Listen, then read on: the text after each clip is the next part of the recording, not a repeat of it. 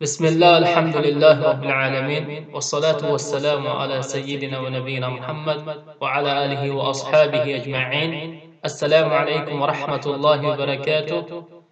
از سلسله های صفت منافقین در قرآن کریم امروز 14مین صفت، این رحمت الله را برای خود بسته هستند منافقان.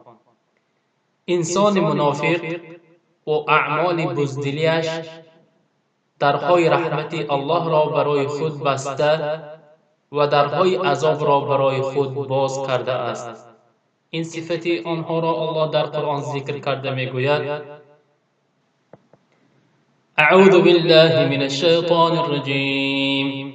يوم يقول المنافقون والمنافقات للذين آمنوا انظرونا نقتبس من نوركم قيل ارجعوا وراءكم فالتمسوا نورا فضرب بينهم بسر له باب باطنه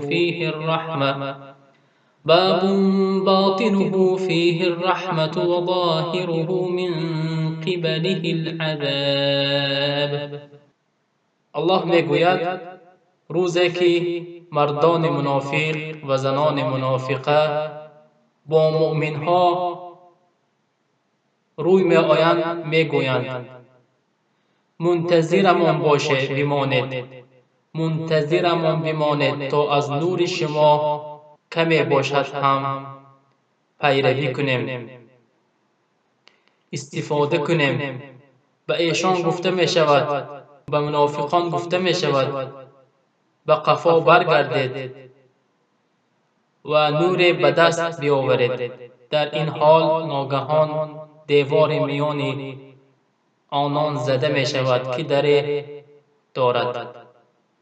داخل آن در رو به رحمت است و خارج آن رو به عذاب است، که منافقان در خارج آن دروازه هستند، مؤمنان حقیقی در داخل آن. برادران و خواهران، این آیت به ما بیان میکند که منافقان رحمت الله را در روز قیامت طلب میکنند. حتی از مؤمن ها طلب دارند که با ما انتظار شوید تا که با نوری که شما دارید همراه شما ما هم به بهشت برویم. لیکن وقتی که این طلب را میکنند، الله سبحانه و تعالی یک بین مؤمن ها و منافق ها دیوار میسازد که دروازه دارد و داخل آن برای مؤمن ها هست و خارج آن برای منافقان که عذاب است، یعنی آتش دوزخ است. برای من برادران و خواهران، ما صفت منافقی که داریم از خود دور کنیم، دائما مؤمن حقیقی باشیم. و صلی الله علی نبینا محمد و علی آله و اصحابه اجمعین.